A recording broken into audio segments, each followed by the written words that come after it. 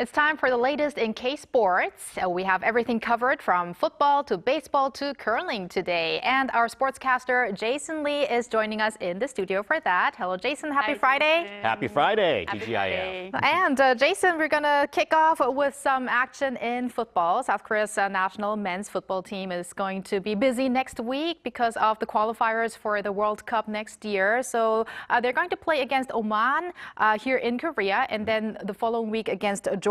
So what can you tell us about these upcoming events?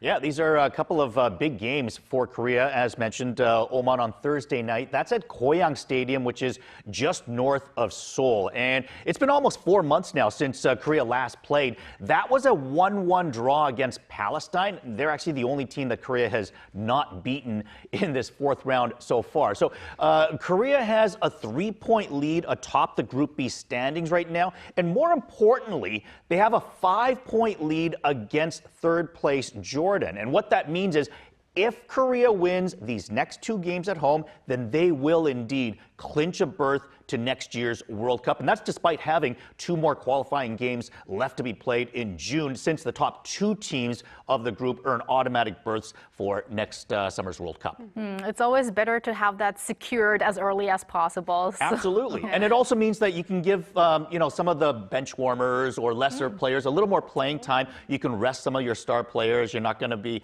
feeling as bad asking for Son Heung-min for every single game from Tottenham. Right, that too. I'll definitely be watching the game next week. And now I want to talk about the roster that Hong Myung-bo has put together. I heard that most of the players that he selected are players playing in Europe right now. Yeah, absolutely. I think typically, he has a pretty good balance of both. But right now, the usuals, Son Heung-min, Lee Gang-in, Kim Min-jae, they're included as always. But the additions to the lineup of note, Yang Yeon-jun, who plays for Celtic in the Scottish Premier League, and of course, Yang Min-hyuk, who's signed to Tottenham, but currently on loan to Queen's Park Rangers right now. We've talked a lot about him on the show recently. So these are some of the more high-profile additions, I guess you could say. And there's no guarantee yet that either of those guys are even going to get into the 2 games or even make the final roster to be a possibility of playing. But it does show that head coach Hong Myung-bo is acknowledging that they both have been playing strong games in Europe as of late. I mentioned before that Yang Min-hyuk has been starting for QPR and has looked good from the games that I've seen. And of course, this time last year, he would have been considered a K-League domestic player, but now he actually is in Europe, which is why he's considered part of the European roster. But I'd like to see both of these guys get into games. Ideally, if they win Thursday night against Oman, then it'll again take off some pressure for the Jordan game. Maybe they can get some of the other players into the roster and, some more game time. Let's look forward to all the star players and also maybe those who are not that familiar to the regular citizens or the world to all play in those games that we're looking forward to in the next couple of weeks. But Jason, we're going to move over to baseball now. A couple of weeks ago, you mentioned that the worst scenario for Kim Hae-sung would be that he starts the year in the minors because his hitting hasn't improved during springtime training. But it looks like that's the case.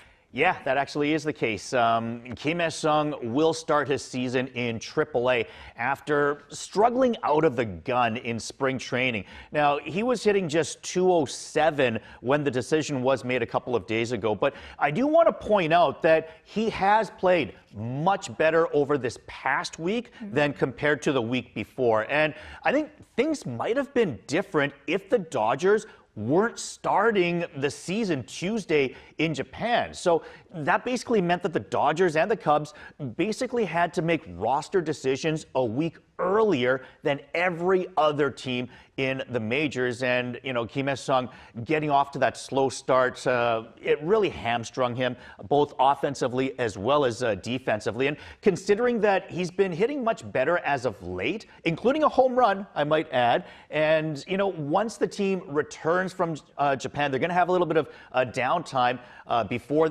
the rest of the season gets underway for the rest of the league. So I wouldn't be surprised because Kim Hae-sung's going to be playing during that time with his minor league club. I wouldn't be surprised if he's quickly going to join the Dodgers at some point in April. Who knows, maybe even a few days before that when the rest of the league starts the regular season. So yes, he is down with the AAA team right now. He did not join the team to go to Japan, but I don't think this is terrible news. It's sort of perhaps somewhat expected. Let's give him a little bit of more time. As you said, we saw that recent improvement. Yes, we'll definitely keep an eye out for him. I want to talk about Lee Jung-woo as well. How is he doing in the Major League? How is he doing in the exhibition games in the past, recently? And is there any other Korean players in Major League that we could, look out for? Yeah, first, let's start off with Lee Jung-woo, as you mentioned. He has been one of the hotter hitters during spring training so far. He was 0 for 3 today, but he's still hitting 300 on the exhibition schedule with a pair of home runs already. So you can tell that he's getting much more comfortable, especially that he's now hitting out of the 3-hole, which is where he typically hit when he played in the KBO. So last year, the first month that he did play, he was the leadoff hitter, but now he's hitting 3rd in the lineup. Once again, much more familiar to him, and he's swinging the hot bat with a couple of home runs as well. You did ask, is there anyone else to keep an eye on? And the guy that I'm going to bring up here is a guy named Bae Ji-hwan of the Pittsburgh Pirates. He's been up and down the last 3 years between AAA and the majors, and he really didn't have a starting role going into spring training, but he might have been able to force the issue a bit. He's now hitting .435 in 11 games with a home run and 3 doubles. And he can play both in the outfield as well as the infield. So he does have some positional versatility. If there is a hole to fill due to an injury or someone being cold, he can get in there and play pretty much anywhere on the field. And he's also quite fast. He's got 33 steals in 150 Major League games, basically a full season. So he's got some skills that he can offer the Pittsburgh Pirates this year. They're an up-and-coming team as well. So Bae Ji-hwan, certainly someone to look for perhaps this season. So when it gets warmer and spring is coming up, we do talk about baseball a lot, but we might think we won't be mentioning a lot of sports on the ice when March comes up. But we do have a very important game on the ice coming up this weekend, the Women's World Curling Championships, in fact. Now, we talked about curling a lot during the Asian Winter Games in Halloween recently because, of course, South Korea's women's team has received a gold medal there. And the team is going to be back in action starting this weekend, as I said, in Uijeongbu. So how are Korea's chances of, again, winning a gold in curling? That's right. Uijeongbu is going to be hosting the World Championships. And if you're in Korea or, going to be visiting in Korea over the next week, go visit Uijeongbu. I remember 15 years ago saying that Korea should invest all of their resources for sports into the sport of curling. And, this is a sport that requires accuracy, strategy, and execution. These are all things that Koreans excel at when it comes to other games and sports like archery, go, esports, golf. In large part because of the 2018 Olympics in Pyeongchang, Koreans have now fallen in love with the sport of curling, and for good reason, because they are indeed good at it. Surprise, surprise. You remember back in 2018, the Garlic Girls, right. Went on to win a silver medal at the Pyeongchang Winter Olympics. Well, right now, it's a new squad that is skipped by Kim Eun-ji. She led her team to a gold medal at the Asian Winter Games in Harbin just recently, as mentioned. And that, could be a vault to maybe push her, give them some confidence to be going into these World Championships. So this is going to be played in Uijeongbu. So Korea's got home ice advantage, you could say. And Korea has actually finished in the top 3 in the last 5 World Championships. So this is a country that really doesn't have much of a curling history until recently, but I think the sport has really, latched on with Koreans, the athletes, as well as fans. And I think hopefully with the home ice advantage, it won't be too long until Korea is stepping at the top of the podium. I think, typically it's like Canada, Switzerland, maybe Sweden are your powerhouses in the world. They're all going to be here. The cold places. The cold places, right, exactly. They're all going to be here, but like I said, I think having the gold medal at the Asian Winter Games, and really they dominated throughout the tournament, by the way, on the women's side. I think hopefully that can give them even more confidence, and just maybe, Kim Eun-ji and her team might be able to bring Korea their first ever gold medal at a Women's World Championship. Let's hope Fighting. so. Like we have been shouting Youngmi, Youngmi in the past. Now it should be Eunji, Eunji, and her team, of course. Now, before we let you go, Jason, we have another former sportscaster, of course, here at Arirang. So, Jason, we also have KBO coming up next.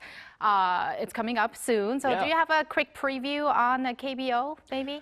Yeah, I mean, certainly there's going to be the season opener coming the week after. And, normally, I'm on here every 2 weeks, but I'm actually going to be here next Friday as well to give a full preview on the season. Obviously, the Kia Tigers coming off of the championship last year, Kim Do-young having the big season that he had. I think the big question for me personally is, can he repeat what he did? Because he really took the league by storm. It was a breakout, but it was a record-breaking breakout. So, I mean, going from 0 to 100 and 2.9 sort of a field, just crazy sort of stuff where he's getting attention from Major League Baseball already at this point. So I think my big question is, how is he going to do next year, or I should say this year, and will he be able to lead Kia to another championship? There's Chae Hyung-woo, who's another year older. They've got some other veterans that are aging as well. So I think Kia, it'll be interesting. Can they hold on for one more championship with an aging squad and, a breakout star? But we'll have to wait and see. We'll have to wait and see, and we're looking forward to next week, Jason. Yeah. And thank you for those sports updates. Oh, one last thing I'll quickly mention. Sure. Kyler Murray, for NFL fans, he's in Korea right now. He's actually a quarter Korean. He's the only person in the world to ever be drafted in the first round of Major League Baseball and the NFL draft. He's in Korea right now because he's a quarter Korean. So you'll probably see him on a lot of variety shows over the next week or so. Definitely worth mentioning. Thank you very much, Jason. See you next week. Anytime. And thank you, Bella, as always. Have a great weekend. Yes, I'll see you back next week.